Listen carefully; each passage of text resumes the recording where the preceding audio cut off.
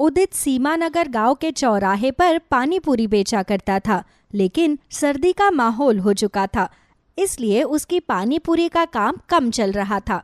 ऐसे ही एक दिन वो पानी पूरी बेचने के लिए आवाज लगा रहा था। पानी पूरी ले लो, पानी पूरी 10 रुपए प्लेट पानी पूरी खा लो। ताज़ा ताज़ा पानी पूरी खाओ और पानी पूरी का मजा लो।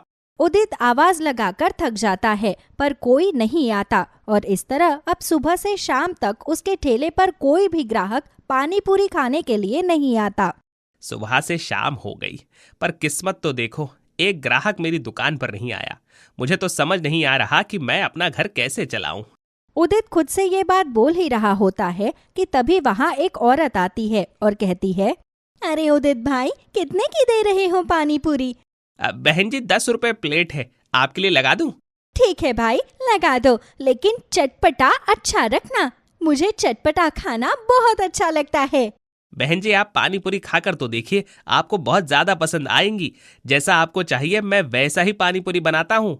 उदित ये बोलता है और उसे पानी पूरी खिलाता है। औरत पानी पूरी खाकर देखती है। पहली पानी पूरी खाते ही उसके दांतों में ठंडक महसूस होती है और वो आधी पानी पूरी थूक देती है। क्या बात है बहन जी, पानी पूरी थूक क्यों दी? स्वाद में कुछ कमी थी क्या? नहीं भाई, तुम्हारी पानी पूरी का स्वाद तो बहुत अच्छा है, लेकिन तुम तो जानते हो कि मौसम कितना ठंडा है और ऐसे में ठंडा पानी दांतों पर लगते ही जलन मारता है। बहन जी, अब पानी पूरी तो ऐसे ही बनती है, इसीलिए मैंने ऐसे ही बनाई है। तुम चिंता मत करो भाई, मैं तुम्हें तुम्हारी पानी पूरी के प्लेट के 10 रुपए दे दूंगी, पर मुझसे एक से ज्यादा नहीं खाई जाएगी। मेरे दांत ठंडी चीज बर्दाश्त नहीं कर पाते। कोई बात नहीं बहन जी, जब आपने पानी पूरी खाई ही नहीं तो आप मुझे किस चीज के पैसे देंगी? मुझे कोई पैसे नहीं चाहिए, मैं जो भी कमाता हूँ मेहनत का कमाता हूँ। उदित इतना बोलकर उसे जाने के लिए कह देता है और वो वहां से चली जाती है। सुबह से शाम तक उदित की जैसे तैसे 3 से 4 प्लेट पानी पूरी ही बिकती है और वो पैसे लेकर घर आ जाता है और वो पैसे वो अपनी बीवी के हाथ में रखता है। अजी, इन पैसों से क्या होगा? इन पैसों से हम हमारा गुजारा कैसे कर पाएंगे? शायद इसीलिए भगवान ने मुझे बांझ रखा है, क्योंकि हमारे पास बच्चों को पालने के लिए पैसे भी नहीं है। रेखा, तुम्हारा पति थका हारा काम करके आया है और तुम उसे आते ही सुना रही हो। मैं क्या करूं अगर मेरी पानी पूरी नहीं बिकती है तो? और खबरदार, जो अगली बार खुद को बांझ बोला तो। माफ करना जी, मुझे खुद समझ में नहीं आ रहा कि इस गरीबी में हम लोग अपना गुजारा कैसे करेंगे, इसलिए भावनाओं में मेरे मुंह से ये सब बातें निकल गई। कोई बात नहीं रेखा, मैं समझता हूँ कि तुम इस गरीबी में कैसे गुजारा कर रही होगी। घर में जो भी है वो तुम ले आओ, वही खाकर हम आज सो जाते हैं। जिसके बाद अब रेखा खाना लगा देती है और उदित और रेखा प्याज रोटी खाकर सो जाते हैं। ऐसे ही गरीबी में उदित अपना गुजारा कर रहा था। समय गुजरता है और एक दिन उदित ने ठेला लगाते हुए अपनी पत्नी से कहा, रेखा, तुम तो जानती ही हो कि ठंड बहुत ज्यादा है। एक काम करो, मेरे लिए एक बोतल में पानी भर कर दो। पानी को गर्म कर देना और उसके आसपास कपड़ा लपेट देना ताकि वो ज्यादा देर तक गर्म रहे। रास्ते में प्यास लगती है तो ठंडा पानी पिया नहीं जाता। मैं समझती हूँ जी, तभी तो शायद पानी पूरी भी नहीं बिक रही, क्योंकि कौन ठंडे पानी की पानी पूरी खाएगा। हाँ, अब तुम जल्दी से मुझे पानी गर्म करके बोतल पर कपड़ा लपेट कर दे दो। मैं ठेला लगाने जाता हूँ। भगवान का आशीर्वाद रहा तो आज कम से कम 10 प्लेट पानी पूरी तो अच्छे से बिक ही जाएगी। जी ठीक है, आप थोड़ी देर रुक जाइए, मैं अभी पानी गर्म करके एक बड़ी सी बोतल में भर के लाती हूँ, ताकि पूरे दिन का आपका गुजारा हो सके।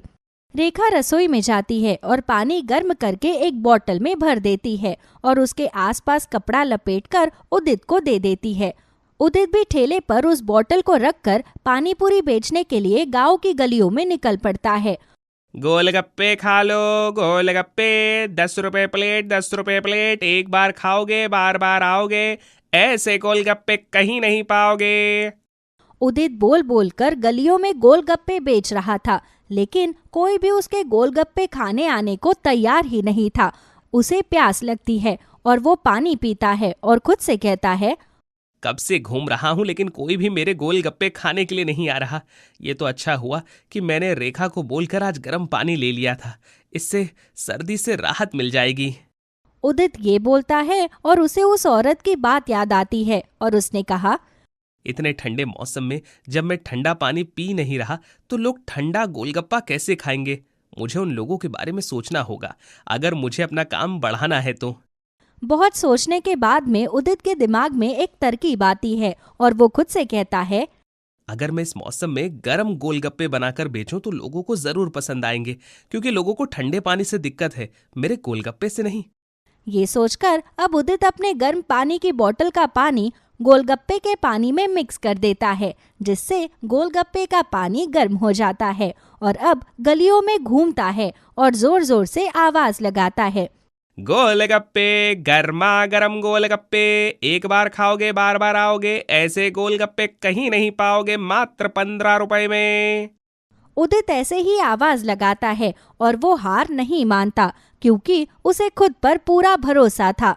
कुछ ही देर में उसके पास औरतों का झुंड लग जाता है, जो उससे कहती है, अरे भाई, लगता है हमने तुम्हारी बात सुनने में गलती कर दी है। क्या बोल रहे हो तुम? गर्मा गर्म गोलगप्पे? अगर हमें सुनने में गलती होती तो इतने सारे लोगों ने एक साथ कैसे सुना होता? इसने यही बोला है, गरम गरम गोलगप्पे।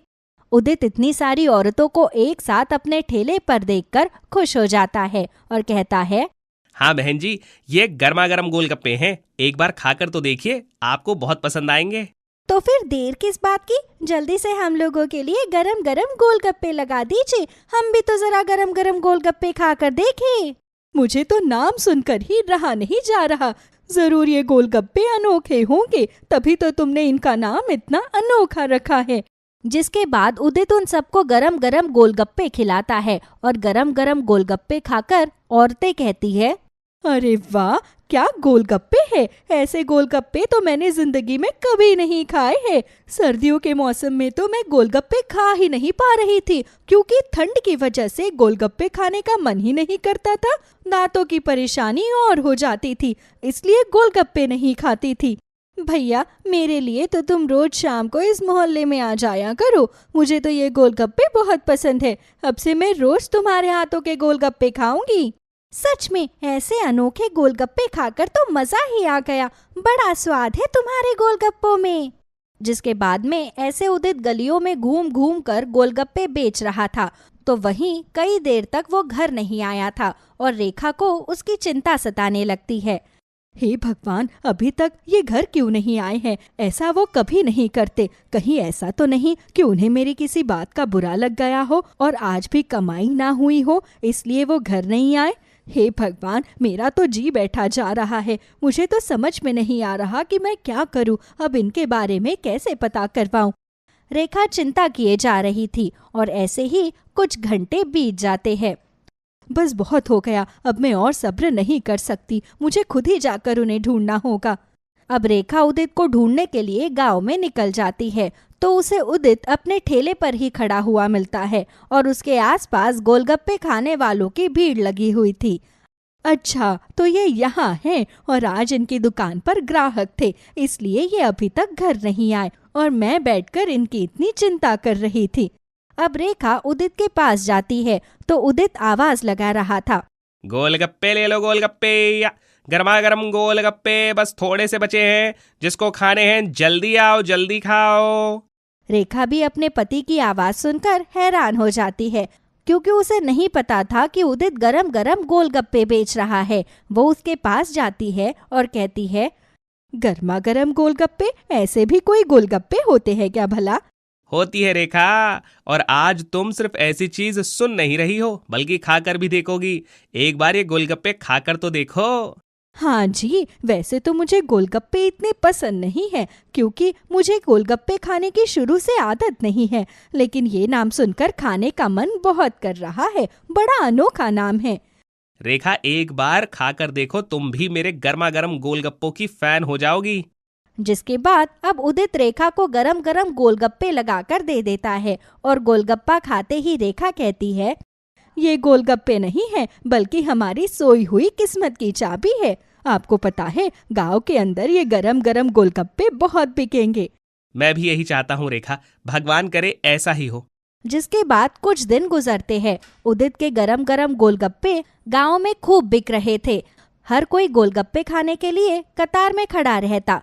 कुछ दिनों के बाद में उदित रेखा की आंखों पर पट्टी बांधकर उसे लेकर आता है और कहता है, आज हमारा सपना साकार होने जा रहा है। मैं तुम्हें एक ऐसी जगह लेकर आया हूँ जहाँ जाकर तुम खुश हो जाओगी। पर उस जगह को तो मैं तभी देख पाऊंगी ना जब आप मेरी आंखों से ये पट्टी हटाओगे। हाँ बाबा, रुक जाओ, इंतजार का फल मीठा होता है। अब रेखा की आंखों से जैसे ही उदित पट्टी हटाता है तो सामने उदित की एक बड़ी सी दुकान थी जिस पर लिखा था गरम गरम गोलगप्पे की दुकान। यहाँ पर ठंडा और गर्म दोनों तरह के गोलगप्पे खिलाए जाएंगे। मैं ये क्या देख रही हूँ, आपने गोलगप्पे की दुकान खोल दी। भगवान ने हमारी सोई हुई किस्मत को जगा दिया। ये सब उन इन्फ्लुएंसर्स की वजह से हो पाया है जिसने मेरे ठेले की वीडियो बनाकर अपने YouTube चैनल पर डाल दी और सब लोग गर्मा गर्म गोलगप्पे खाने के लिए आने लगे हैं। ये तो बहुत अच्छी बात है जी। बस यही नहीं, अब तो लोग मुझसे तरह तरह के गोलगप्पों की मांग कर रहे हैं। चॉकलेट वाले गोलगप्पे, पान वाले गोलगप्पे। मैं सोच रहा हूँ कि मैं हर तरह के गोलगप्पों की दुकान खोल लूँ। अजी, फिर आपने इस दुकान का नाम ये क्यों रखा है? आप इस दुकान का कुछ और भी तो नाम रख सकते थे। जब हमारे पास कुछ नहीं था तो इसी गर्मा गर्म गोलगप्पे ने हमारी सोई हुई किस्मत जगाई, इसीलिए उसी के नाम पर मैंने अपनी दुकान का नाम रखा गर्मा गर्म गोलगप्पे। सच में मुझे बहुत खुशी है कि अब हमारी सोई हुई किस्मत जाग जाएगी। मुझे उम्मीद है कि भगवान हमें अब जल्दी से एक संतान दे देगा। तुम बिल्कुल भी चिंता मत करो रेखा, अब मैं तुम्हें अच्छे से अच्छे डॉक्टर को दिखाऊंगा और खुद को भी, और हम पता करेंगे कि आखिर हमें संतान क्यों नहीं हो रही। सोनम की सास और उसकी ननद बारी बारी से उसको दिलासा दे रही थी।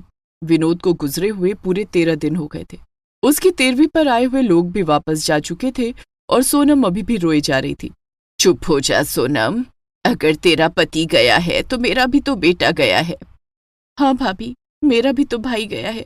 उन दोनों की बात सुनकर सोनम ने अपने आंसू पोंछे और फिर चुपचाप अपने कमरे में अपने बच्चों के पास चली गई। अगले दिन सुबह विनोद के घर इंश्योरेंस वाले आए। विनोद ने 2-3 पॉलिसी अपने इंश्योरेंस की ली हुई थी और उसके ऑफिस से भी कुछ लोग आते हैं जो विनोद के नाम के जितने पैसे ऑफिस में थे वो सब सोनम को सौंप देते हैं और 10 दिन के अंदर ही अंदर विनोद ने जितने भी सिक्योरिटी के लिए पॉलिसी ली हुई थी उन सब का पैसा सोनम को मिल जाता है। देखा सोनम बेटी, जिसको जाना था वो चला गया। आगे इन दोनों बच्चों की तरफ देखो। ये जितना भी तुम्हें पैसा मिला है, मेरी बात मानो, सारा कैश करा लो। ये घर तो मेरे नाम है, हम यहाँ से चले जाएंगे, इसको बेच देंगे। अब हमारे पास इन 2 बच्चों के सिवा और कौन है? इनके उज्जवल भविष्य को देखना होगा। हाँ मम्मी जी, आप बिल्कुल ठीक कह रही हैं। इस घर में अब मेरा भी मन नहीं लगेगा। भाभी, आप बिल्कुल भी चिंता मत करो। भैया की जगह अब मैं लूंगी। मैं नौकरी करूंगी, मैं सब कुछ देखूंगी। अपनी सास और ननद की बातें सुनकर सोनम को भी लगा कि वो लोग कितने अच्छे हैं और उसके भले के लिए सोच रहे हैं। फिर सोनम ने उन लोगों की बात मान ली और सारा पैसा कैश करा लिया। सोनम, कल हम लोग यहाँ से चले जाएंगे। बेटा, बच्चों का मन ऐसा ही होता है। ये सारा पैसा मेरे कमरे में रख दो। ठीक है मम्मी जी, आप ही सारे पैसे ले जाइए। सारा पैसा अपनी सास के हाथ में देने के बाद में सोनम अपने बच्चों के साथ सो गई और सुबह जब आंख खुली तो घर में अजीब अजीब आवाजें सुनाई दे रही थी। वो अपने कमरे का दरवाजा खोलकर बाहर आती है तो वहां अनजान लोगों को देखती है। अरे भाभी जी, आप अभी तक यहीं पर हैं? मेरा घर है तो मैं तो यहीं पर होंगी, लेकिन आप लोग यहाँ क्या कर रहे हैं? भाभी जी, ये वो लोग हैं जिन्होंने ये घर खरीदा है। मैं इनको यहाँ पर दिखाने के लिए आया हूँ। आपकी सास से मेरी बात हुई थी। और सोनम अपनी सास को आवाज लगाने लगती है, मम्मी जी, मम्मी जी। लेकिन वहां तो कोई भी नहीं था। सोनम फोन मिलाती है तो फोन भी स्विच ऑफ था। क्या हुआ भाभी जी? क्या आपको नहीं पता था इस डील के बारे में? अनजान लोगों को वहां पर खड़ा हुआ देखकर सोनम और भी ज्यादा घबरा रही थी। उसने जल्दी से अपने बच्चों को उठाया और अपनी अलमारी खोली तो वहां बस केवल बच्चों के और उसके कपड़े पड़े थे। सारे जेवर और पैसे सब गायब थे। उसने एक बैग में सारे कपड़े डाले और बच्चों को लेकर वहां से निकल गई। माँ, क्या हुआ? हम लोग घर से क्यों निकल आए? क्या हुआ माँ? तू रो क्यों रही है? बताओ ना, दादी और बुआ कहाँ गई? मैं तो पराए घर से आई थी, लेकिन ये दोनों तो उनका अपना खून थे। इनके साथ इतनी बड़ी गद्दारी, जरा तरस नहीं आया। उन्हें पता था मेरे तो माँ बाप भी नहीं है। क्या रिश्तों पर पैसा इतना भारी होता है? तभी रोते रोते सोनम का हाथ अपने गले में पड़ी हुई चेन पर जाता है। वो तुरंत ही अपनी चेन गले से निकालती है और एक सुनार की दुकान पर जाकर उसे बेच देती है। सुनो भैया, यहाँ कहीं किराए का मकान मिलेगा? किराए का मकान बहन जी? एक काम करो, यहाँ से 2 गली आगे मैंने कल आते समय देखा था, वहां पर शायद किराए के लिए जगह खाली है। सोनम अपने बच्चों के साथ वहां पर जाती है। बाहर लिखा था कमरा किराए के लिए खाली है। सोनम बात करके कुछ पैसे कम कराती है और वो कमरा ले लेती है। माँ, अब यहाँ रहेंगे? हाँ बेटा, अब हम लोग यहीं रहेंगे। तुम दोनों यहीं बैठो, मैं तुम लोगों के लिए खाने पीने के लिए कुछ लेकर आती हूँ। एक पल में ही सोनम को होश आ जाता है और वो समझ जाती है कि ये दुनिया बहुत बुरी है। यहाँ पर अपने ही अपनों को सबसे बड़ा धोखा देते हैं। वो एक दुकान पर जाकर बच्चों के लिए चाय ब्रेड ले लेती है और जब तक चाय वाला चाय बना रहा था, सोनम ने अपने आप को उसकी जगह खुद को देखा। विनोद जी कहते थे कि मैं चाय बहुत अच्छी बनाती हूँ। नौकरी का पता नहीं कब तक मिलेगी और यहाँ पर काफी भीड़ भाड़ भी है, मार्केट भी अच्छी खासी है। क्या मुझे चाय बेचने का काम शुरू करना चाहिए? हाँ, शायद यही ठीक रहेगा। अगर नौकरी नहीं मिली तो हाथ में ये थोड़ा सा पैसा भी खत्म हो जाएगा और अगर ये काम शुरू करूंगी तो रोज कुछ ना कुछ पैसे तो जरूर मिलेंगे। और घर तक आते आते सोनम मन बना लेती है कि वो अपनी चाय की दुकान खोलेगी। बच्चों को वो सब खिलाने के बाद सोनम फिर बाहर मार्केट में आती है और थोड़ा बहुत सामान रसोई के लिए ले लेती है। फिर वो एक चूल्हा खरीदती है, एक दुकान पर जाकर एक छोटे सिलेंडर का इंतजाम करती है और इन सब कामों में उसे शाम हो जाती है। दोनों बच्चे डरे सहमे उस कमरे में बैठे हुए थे। अपनी माँ को आया देख वो दोनों उसके गले लगकर रोने लगते हैं। माँ तू कहाँ चली गई थी? हमें बहुत डर लग रहा था। बेटा, मैं तो इंतजाम करने के लिए गई थी कि शाम को कुछ बनाकर तुम्हें खिला दूंगी। डर क्यों रहे हो? यहाँ किसी ने तुम्हें कुछ कहा तो नहीं है ना? नहीं माँ, किसी ने कुछ नहीं कहा, बस हमें भी लगा आप भी दादी और बुआ की तरह हमें छोड़कर चली गई हो। ये तुम कैसी बातें कर रहे हो बेटा? भला मैं तुम दोनों को कैसे छोड़ सकती हूँ? चलो डरो मत, थोड़ा थोड़ा पानी पियो, तब तक मैं तुम लोगों के लिए खाने के लिए कुछ बनाती हूँ। फिर सोनम बच्चों को खाना बना कर देती है। अगले दिन सुबह वो सारा सामान लेकर उस बाजार के कोने में चाय बनाने लगती है। वो अपने दोनों बच्चों को भी साथ लेकर आई थी। माँ, क्या तुम यहाँ पर अब चाय बनाया करोगी? हाँ बेटा, मैं यहाँ पर चाय बनाया करूंगी क्योंकि मुझे तुम लोगों को स्कूल भेजना है। बहुत दिन की छुट्टी हो चुकी है, तुम लोगों को पढ़ाना लिखाना भी तो है और कामयाब भी बनते हुए देखना है। माँ, हम तुम्हारे साथ हैं। तभी 2-4 मजदूर वहां पर आते हैं और सोनम से चाय बनाने के लिए कहते हैं। सोनम अच्छे से दूध डालकर उसमें चाय पत्ती, अदरक और इलायची डालकर चाय बनाती है। वो मजदूर जैसे ही पहला घूंट चाय का लेते हैं, उन्हें चाय बहुत ही अच्छी लगती है। चाय तो बहुत बढ़िया थी, सुबह सुबह ऐसी चाय मिल जाए तो पूरा दिन शरीर में फुर्ती रहती है। ये बात तो तुमने बिल्कुल सच कही है, वाकई में चाय तो बहुत ही अच्छी है। सोनम को अच्छा लगता है, वो उन लोगों से पैसे ले लेती है। उसके बाद सोनम बच्चों के स्कूल में फोन करती है और उनकी प्रिंसिपल को सारी बात बता देती है। ये तो बहुत बुरा हुआ, आप चिंता मत कीजिए, आप बच्चों को 4 दिन बाद आराम से स्कूल भेजिए। मैडम, मैं जानती हूँ कि मैं फीस देने में थोड़ी लेट हो जाऊंगी, लेकिन मैं वादा करती हूँ मैं अपने बच्चों की फीस दे दिया करूंगी। बस आप मेरे बच्चों को कभी इस बात की भनक मत लगने देना। ठीक है, आप चिंता मत कीजिए। सोनम फोन रखती है कि तभी वहां पर एक लड़का आता है और सोनम से कहता है, 10 चाय पैक कर दो। बेटा, मैं प्लास्टिक में चाय नहीं डालती हूँ, मैं केतली में चाय डालकर दे रही हूँ। मेरा बेटा तुम्हारे साथ जाएगा, चाय डालने के बाद केतली वापस कर देना। प्लास्टिक की चाय शरीर को नुकसान देती है। फिर वो लड़का चाय और सोनम के बेटे को लेकर वहां से चला जाता है। थोड़ी देर में सोनम का बेटा खाली केतली लेकर वापस आता है और शाम तक सोनम की काफी चाय बिक जाती है। शाम के समय जब वो सारा सामान समेट रही थी कि तभी वहां पर एक आदमी आता है। बहन जी, चाय बड़ी अच्छी थी, मैंने सुबह अपने बेटे को भेजा था यहाँ पर, आपने केतली दी थी। हाँ, याद आया मुझे। मैं एक प्रॉपर्टी डीलर हूँ और पूरा दिन मेरे पास लोग आते जाते रहते हैं। आज के बाद मेरे यहाँ पर चाय सिर्फ आपके यहाँ से आएगी, या तो आप पैसे दिन के हिसाब से ले लेना या हफ्ते में हिसाब कर लेना। ठीक है, मैं इस बारे में सोच कर बताऊंगी। फिर सोनम घर आती है और अपने बच्चों को खाना खिलाकर सुला देती है और पूरे दिन भर में जो भी पैसे उसने कमाए थे उनको गिनकर एक तरफ रख देती है। कल सुबह मैं बच्चों को स्कूल भेजने के लिए तैयारी करूंगी और उसके बाद ही काम पर जाऊंगी। उन दोनों ने क्या सोचा था कि वो हमें इस तरह हालात में छोड़कर चली जाएंगी और हम मर खप जाएंगे। अगले दिन सुबह सोनम अपने बच्चों को तैयार करती है और उन्हें स्कूल छोड़कर आती है। उसके बाद वो सारा सामान लेकर चाय बनाने वाली जगह पर जाती है और चाय बनाने लगती है। कल जो मजदूर आए थे आज उनके साथ और भी मजदूर थे। जैसे जैसे मार्केट शुरू हो रही थी वैसे वैसे सोनम के पास आज चाय के कई ऑर्डर थे। आज शाम को भी वो प्रॉपर्टी डीलर सोनम से पूछता है तो सोनम बच्चों की फीस का सोचकर उसे कहती है कि हफ्ते के हफ्ते पेमेंट कर देना। और फिर सोनम की चाय की दुकान बहुत अच्छी चल पड़ती है। वो हर चीज बड़े अच्छे से नाप तोल कर डालकर चाय बनाती थी। फिर साथ ही साथ उसने वहां पर नमकीन, बिस्किट और छोटा मोटा खाने पीने का सामान भी रखना शुरू कर दिया। समय इसी तरह बीतता जाता है। कई साल बाद माँ, ये देखो मुझे नौकरी मिल गई। और माँ, मेरी पढ़ाई खत्म हो गई है, अब मैं भी नौकरी करूंगी। माँ, बस अब मैंने सोच लिया है, अब तुम काम नहीं करोगी। नहीं नहीं बेटा, ऐसा कैसे हो सकता है? भला मैं काम क्यों नहीं करूंगी? माँ, तुम्हें याद है कि मैं एक गुल्लक में पैसे डालता था? कल मैंने वो गुल्लक फोड़ दी और उसमें से बहुत अच्छे खासे पैसे निकले और 1-2 महीने बाद मैं भी थोड़े पैसे जोड़ लूंगा। माँ, तुम ये काम करना, लेकिन अब मैं चाहता हूँ कि तुम्हारी एक छोटी सी सुंदर सी दुकान हो जाए। इतने सालों की मेहनत के बाद आपको भी तो थोड़ा प्रमोशन मिलना चाहिए ना। ये सुनकर सोनम खुश हो जाती है और अपने बेटे को गले लगा लेती है। फिर 1-2 महीने बाद सोनम एक अच्छी सी दुकान देख लेती है और वहां पर चाय का काम शुरू करती है। सब लोग भी बहुत खुश होते हैं कि सोनम ने आखिर इतने सालों बाद अपनी एक दुकान बना ही ली और अब सोनम अपने बच्चों के साथ खुशहाल जीवन बिताती है। रेखा एक अनाथ आश्रम में काम करती थी। कुछ समय पहले ही उसके पति की मृत्यु हो गई थी। वो 9 माह की गर्भवती थी। इस आश्रम को चलाने वाले गिरधारी लाल बहुत ही अच्छे इंसान थे और उनकी पत्नी सरला भी आश्रम में सब बच्चों का बहुत ख्याल रखती थी। रेखा के बारे में जानकर सरला को बहुत दुख होता है। रेखा, तुम्हारा 9वां महीना चल रहा है, जरा संभल कर काम किया करो। मैंने देखा आज सुबह से तुम सारी जगह पर झाड़ू पोछा किए जा रही हो। यहाँ पर और भी लोग हैं, ये काम वो भी कर सकते हैं, तुम कोई और काम कर लो। अब मैं क्या करूं मैम, मेरे पास कोई और काम है ही नहीं।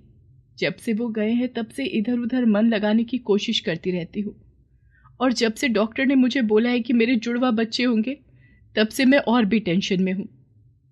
क्या क्या कहा तुमने? तुम जुड़वा बच्चों की माँ बनने वाली हो, तो इसमें दुखी होने की क्या बात है? अब मैं आपको क्या बताऊं, मैं अकेली जान कैसे 2 बच्चों को रख लूंगी। अगर बेटा बेटी हो गई तो भी ठीक है, अगर दोनों बेटे भी हुए तो भी ठीक है, अगर मेरी दोनों जुड़वा बेटियां हुई तो फिर मैं कैसे संभाल पाऊंगी? 2 लड़कियों के बारे में सोचकर ही मुझे होल आ रहे हैं। इसमें इतनी डरने की क्या बात है रेखा, सब पल जाएंगी।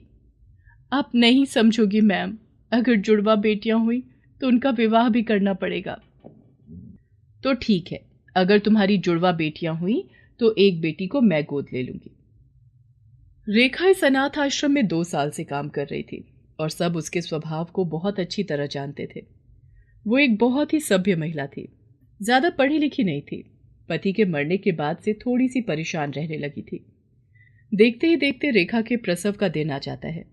जैसा कि रेखा को डर सताए जा रहा था, उसके यहाँ 2 जुड़वा बेटियां जन्म लेती हैं। आपको 2 जुड़वा बेटियां हुई हैं? क्या आपके साथ कोई आया है? तभी सरला अपने पति गिरधारी लाल के साथ वहां आती है। रेखा, मैंने तुमसे वादा किया था कि अगर तुम्हारे यहाँ जुड़वा बेटियां होंगी तो एक बेटी को मैं गोद ले लूंगी। क्या तुम इसके लिए तैयार हो? ये सुनकर रेखा थोड़ी परेशान हो जाती है, लेकिन फिर अपनी दोनों बेटियों के भविष्य को लेकर वो चिंतित हो जाती है और सरला को हाँ बोल देती है। तुम्हारा धन्यवाद रेखा, आज तुम्हारी वजह से मेरी भी झोली भर गई। मैं तुम्हारा जितना भी शुक्रिया अदा करूं वो कम है। आप मेरी एक बेटी ले लो, उसे अभी मैंने देखा तक नहीं है। अगर मैंने उसे देख लिया तो मैं उसे दे नहीं पाऊंगी, इसलिए आप अभी जाकर सारी कानूनी कार्रवाई करके उस बेटी को ले लो। सरला रेखा की बात को सही ठहराती है और जाकर कानूनी कार्रवाई करके उसकी एक बेटी को गोद ले लेती है और सरला रेखा की मदद करने के लिए उसे एक रकम भी देती है। पहले तो रेखा बहुत मना करती है, लेकिन बाद में उन पैसों को ले लेती है और अपनी बेटी को लेकर अपने गांव चली जाती है। वहीं गांव में उसके पास एक जमीन का छोटा सा टुकड़ा था और एक छोटा सा घर। जिस घर को बड़ा करने का सपना देखने के लिए वो दोनों पति पत्नी शहर आए थे और यहीं से रेखा की दोनों बेटियों की किस्मत एकदम से बदल जाती है। रेखा अपनी बेटी का नाम विभा रखती है और सरला अपनी बेटी का नाम आभा। सरला अपनी बेटी आभा के लिए सारी खुशियां खरीद कर ले आती है। क्या चीज नहीं थी जो आभा के कमरे में नहीं थी? सुंदर सा पालना, बहुत सारे खिलौने, सुंदर सुंदर कपड़े, मखमल का बिस्तर।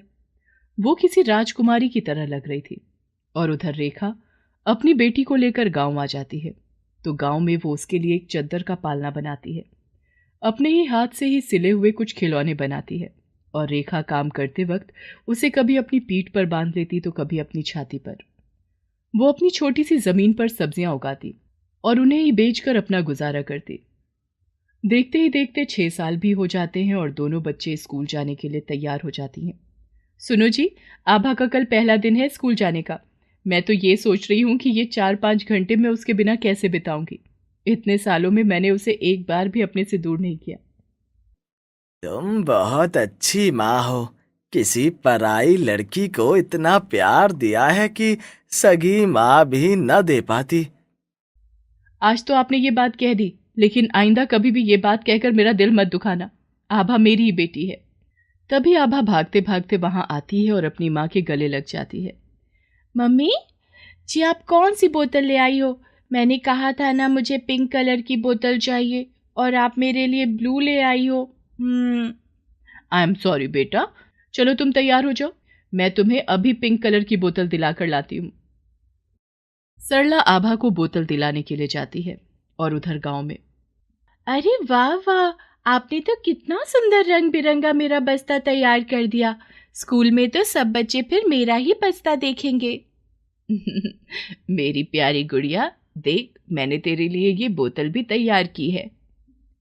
रेखा एक खाली पानी की बोतल पर सुंदर सी नक्काशी करके उसे पीने की बोतल बनाकर विभा को दे देती है और वो दोनों चीजों को पाकर बहुत खुश हो जाती है। दोनों बच्चियां अलग अलग जगह पर स्कूल जाना शुरू कर देती हैं। स्कूल जाते हुए अभी कुछ ही समय होता है कि रेखा, तुम्हारी बेटी तो पढ़ाई में बहुत होशियार है। कोई भी चीज एक ही बारी में याद कर लेती है। ऐसा लगता है जैसे कि तुम्हारी बेटी विलक्षण बुद्धि की पैदा हुई है। वो तो मैं नहीं जानती टीचर जी, लेकिन जब मैं इसको किताब पढ़ाती थी तो ये सब कुछ याद करके जल्दी जल्दी ही मुझे सुना देती थी। सच में विभा बहुत ही होशियार बच्ची है। उधर आभा के लिए भी टीचर यही बोलती है, जिसे सुनकर सरला बहुत खुश हो जाती है और देखते ही देखते दोनों बच्चियां 12वीं की कक्षा पास कर लेती हैं। एक तरफ आभा बहुत अमीरी में जीवन गुजार रही थी, जहां उसे किसी भी चीज की कमी नहीं होती थी। वहीं विभा एक एक चीज के लिए तरसती रहती थी, लेकिन कभी भी रेखा से किसी भी चीज की फरमाइश नहीं करती थी। स्कूल की तरफ से विभा को स्कॉलरशिप मिलती है। रेखा, विभा ने तो हमारे स्कूल का ही नहीं पूरे जिले का नाम रोशन कर दिया। इस पर भगवान की असीम कृपा है। सरकार की तरफ से विभा को स्कॉलरशिप मिली है और जो एंट्रेंस टेस्ट इसने दिया था उसमें तो ये अव्वल रही है। इसलिए तुम इसका भविष्य खराब मत करो इस गांव में रहकर। इसको लेकर तुरंत शहर चले जाओ। वहां के एडमिशन की सारी प्रक्रिया पूरी हो जाएगी। इस काम में मैं तुम्हारी मदद करूंगी। और किस्मत वापस रेखा को शहर ले आती है। उसे अपनी दूसरी बेटी की बहुत याद आती है। एक बारी रेखा सोचती है कि अनाथ आश्रम जाकर देखूं, फिर मन कड़ा करके नहीं जाती। विभा का एडमिशन शहर के नामी कॉलेज में हो जाता है। देख विभा, नया शहर है, जरा संभल कर बेटा। यहाँ के तौर तरीके सब तेरे लिए नए हैं। माँ, मैं सब जानती हूँ, आपकी बेटी सब संभाल लेगी। पर माँ, हम यहाँ क्या करेंगे? हमारे पास तो काम भी नहीं है। तेरी प्रिंसिपल ने मुझे काम दिला दिया है एक स्कूल में आया का, वहीं रहने का भी हो जाएगा। तू अपने कॉलेज जा, मैं भी काम पे जाती हूँ। विभा कॉलेज जाती है। इतना बड़ा कॉलेज देखकर उसका मुंह खुला का खुला ही रह जाता है। उसे अंदर जाने में भी डर लग रहा था। तभी वहां एक लड़की आती है और विभा से, हे, ये तुम क्या पहन कर आई हो? ये बाल कैसे बना लिया आज? और ये सस्ता सा सूट, क्या ये ड्रीम्स है तुम्हारे? आप मुझे ऐसे क्यों बोल रही हो? और क्या बुराई है मेरे कपड़ों में? ऐसा बोलकर विभा वहां से चली जाती है और वो लड़की उसे ही देखे जा रही थी। तभी पीछे से आभा आकर उसके सिर पर मारती है। तू यहां है और मैं तुझे गेट के पास देख रही थी। ओए सुन, तू इतनी जल्दी कपड़े बदल कर कैसे आ गई? भांग खा ली है क्या? मैं यही पहन कर आई हूं। तुझे यकीन नहीं होगा, अभी बिल्कुल तेरे जैसी लड़की देखी मैंने। चल पागल हो गई है तू, मैं अकेली ही खुद जैसी हूं। पता किया कहाँ है हमारी क्लास? फिर वो दोनों अपनी क्लास में जाते हैं। वहां विभा पहले से ही क्लास में होती है। जब दोनों एक दूसरे को देखती हैं तो देखती ही रह जाती हैं। देखा, मैं इसी की बातें कर रही थी। ऐसा कैसे हो सकता है? ये तो दिखने में ही इतनी गरीब लग रही है। नहीं नहीं, ऐसा नहीं हो सकता। अरे, ये तो बिल्कुल मेरे जैसी है। तभी टीचर आ जाती है। तुम दोनों बहनें हो? दोनों एक साथ बोलती हैं। नहीं, पर दोनों को देखकर सब यही कह रहे थे कि ये सगी बहनें लग रही हैं। कॉलेज के बाद दोनों घर जाती हैं। मम्मी, मेरी क्लास में एक लड़की आई है, बिल्कुल मेरे जैसी। हम दोनों जुड़वा लग रही थी। बस वो किसी आया की बेटी है। ये सुनकर सरला थोड़ी हैरान होती है और सोचती है कि रेखा तो गांव में रहती है, फिर वो लड़की कौन होगी? और वहां विभा। माँ, आज हूबहू मेरे जैसी लड़की मेरी क्लास में मैंने देखी। हे भगवान, कहीं वो मेरी ही बेटी तो नहीं है? अच्छा, क्या नाम है उसका? आभा नाम है। बहुत अमीर है। इतने सुंदर कपड़े पहनकर आई थी। उसके पास खुद की बड़ी सी कार भी थी। उधर सरला। अच्छा, उसकी माँ ही है, बाप नहीं है क्या? हाँ, मैम ने जब सबसे पूछा था तब उसने कहा था कि वो गांव से आई है अपनी माँ के साथ और उसे स्कॉलरशिप मिली है, तभी इतने बड़े कॉलेज में आई है। इसे कहते हैं किस्मत। हाँ, यही किस्मत है, तभी तो इतने सालों बाद तुम दोनों मिल गई। सरला सारी बात गिरधारी लाल को बता देती है। मन छोटा मत करो। रेखा तुमसे आभा को नहीं लेगी।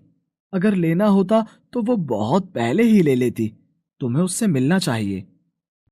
नहीं नहीं, मैं आभा को नहीं खोना चाहती। संभालो खुद को।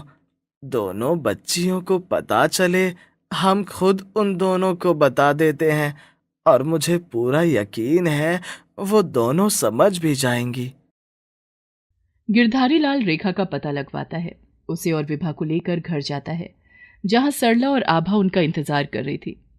रेखा सरला को देखकर नमस्कार करती है। सरला भी आभा और विभा दोनों हैरान सी खड़ी थी। तब गिरधारी लाल दोनों बच्चियों को सब सच बता देता है। रेखा आभा को गले लगा लेती है। मैम, आभा आपकी ही बेटी है, मेरी तो बस विभा है। आपने उसे अपनी बेटी की तरह पाला है। आभा, तुम भी इन्हें दिल से मानती हो। और बेटा, मैं और विभा को आदत है इस लाइफ की, तुम नहीं रह पाओगी। और फिर सरला जी से अच्छी माँ तुम्हें नहीं मिलने वाली थी। दोनों बहनें अच्छी दोस्त बन जाती हैं और अपनी पढ़ाई खत्म होते ही विभा को सरकारी नौकरी मिल जाती है और आभा की शादी सरला बड़ी धूमधाम से करा देती है। और वहीं विभा अपनी माँ रेखा को बहुत खुश रखती है और अपने ही विभाग के एक लड़के से उसकी शादी हो जाती है। गिरधारी लाल रेखा को अनाथ आश्रम संभालने को देता है, जिससे सरला और रेखा साथ रहें और बेटियां भी।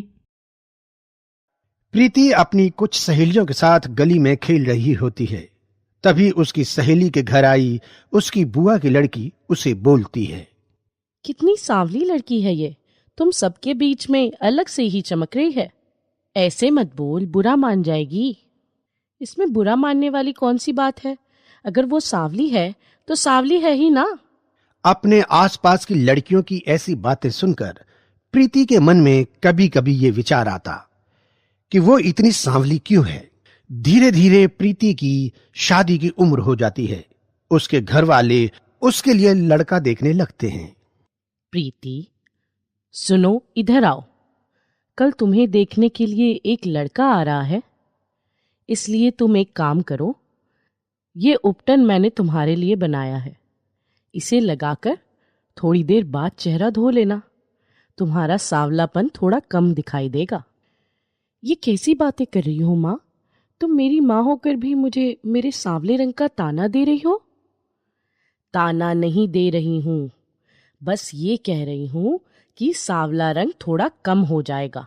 कोई भी सबसे पहले आपके चेहरे को ही देखता है, गुण संस्कार बाद में आते हैं। प्रीति कुछ नहीं कहती। माँ के हाथ से उपटन लेकर वो अपने कमरे में चली जाती है। तभी प्रीति के पापा घर आ जाते हैं और उसकी माँ को बोलते हैं, तुमने प्रीति को बता दिया ना कि कल उसे देखने वाले आ रहे हैं? अगर हमारी प्रीति का रंग थोड़ा साफ होता तो अभी तक उसकी शादी हो जाती। मैं तो थक गया हूं। अब हर हफ्ते कोई न कोई प्रीति को देखने आता है और रिजेक्ट करके चला जाता है। बस कल जो आ रहे हैं माता रानी कृपा करे वो प्रीति को पसंद कर लें।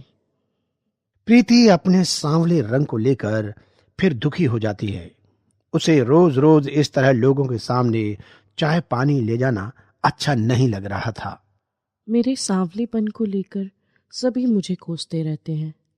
क्या सांवला रंग इतना बुरा होता है? होता ही होगा, तभी तो माँ मुझे किसी भी शादी फंक्शन में नहीं लेकर जाती। अगले दिन प्रीति को देखने वाले आते हैं और वो भी प्रीति को रिजेक्ट करके चले जाते हैं। प्रीति को बहुत बुरा लगता है, पर अब किया भी क्या जा सकता था। आज भी लड़के वाले ना करके चले गए। मुझे तो समझ नहीं आता कि इस रंग का इतना इशू क्यों बना लेते हैं लोग। 1 महीने तक प्रीति को देखने कोई नहीं आता।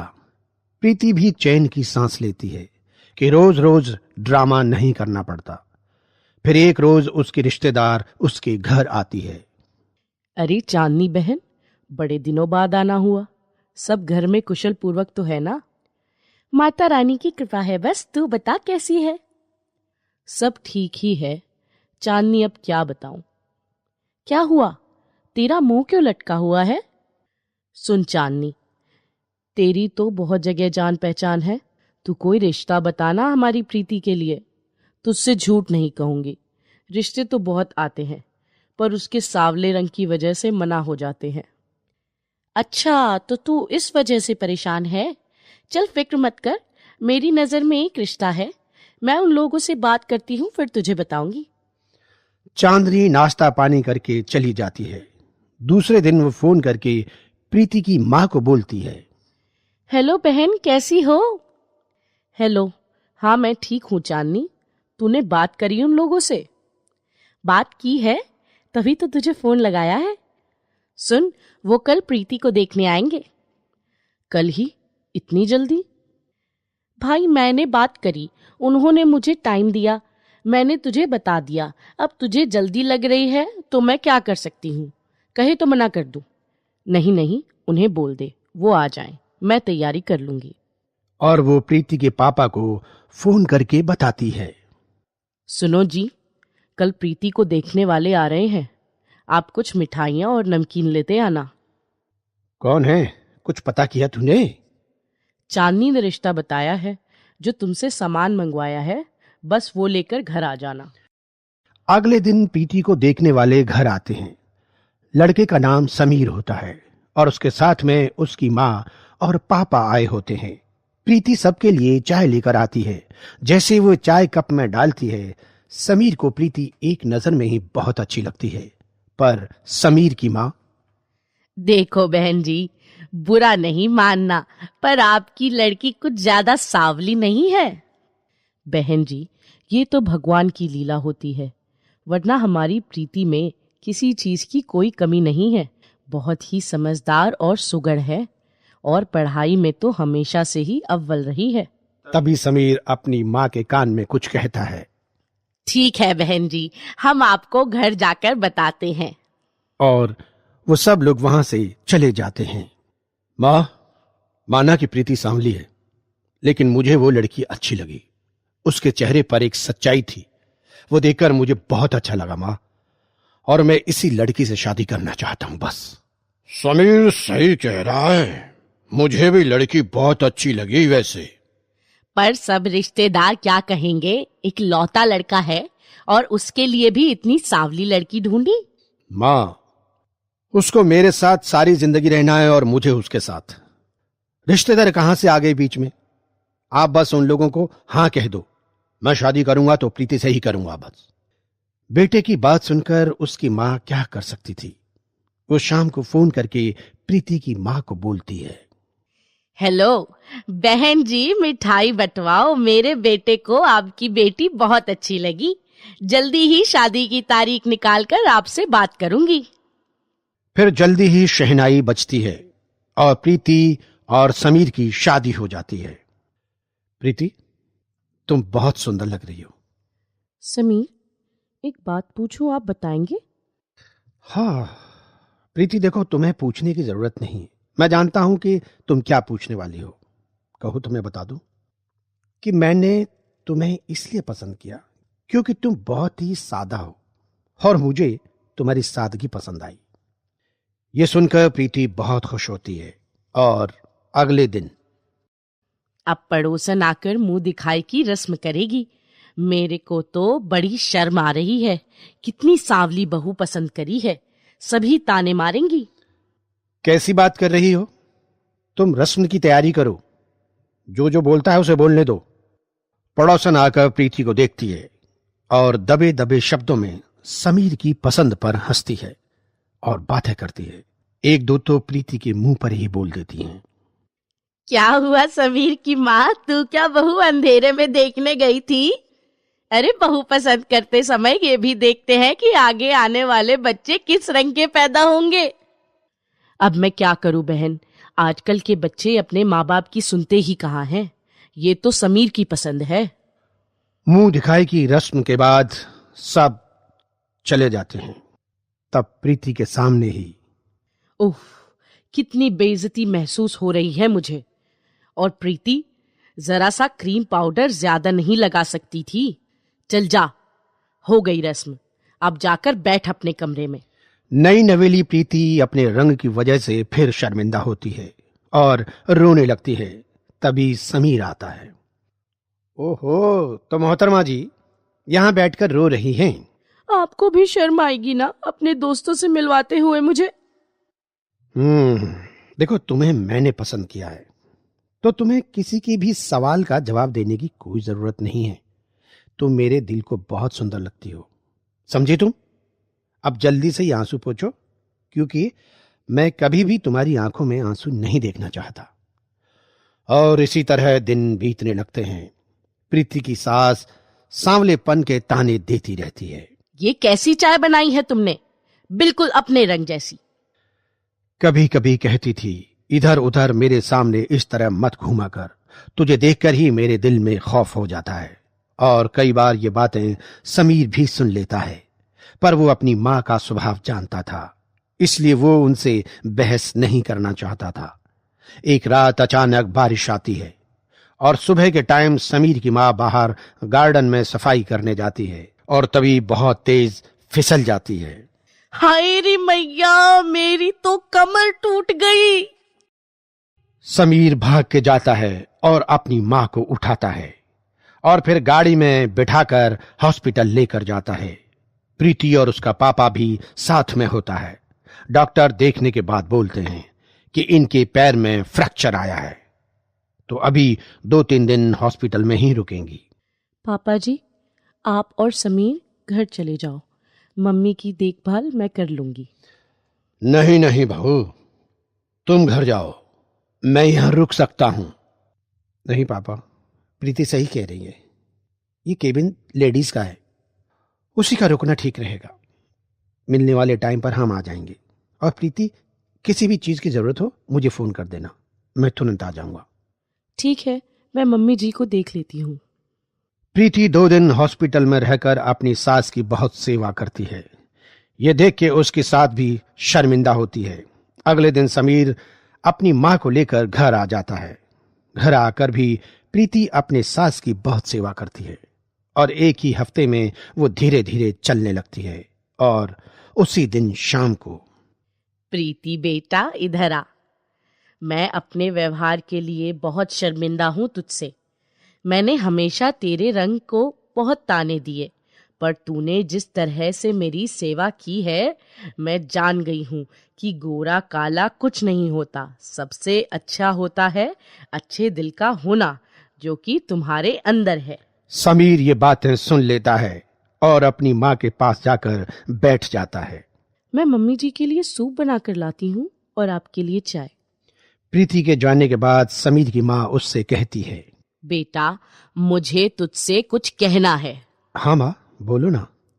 मुझे तुम्हारी पसंद पर नाज है। मैंने प्रीति को बहुत भला बुरा कहा, लेकिन उस लड़की ने आज तक कभी मुझे पलटकर जवाब नहीं दिया। मैं सब जानता हूँ माँ, मैंने भी कई बार आपको उसको ताने देते हुए सुना है, पर तुम यकीन नहीं करोगी कि प्रीति ने आज तक मुझे कभी भी आपके बारे में कुछ नहीं कहा। प्रीति, मुझे माफ कर दो। मेरा रवैया तुम्हारे साथ सही नहीं था, पर आज मैं जान गई हूं कि तुम बहुत अच्छी लड़की हो और मुझे बहुत खुशी है कि तुम मेरी बहू हो। और उसके बाद सब लोग खुशी खुशी रहने लगते हैं।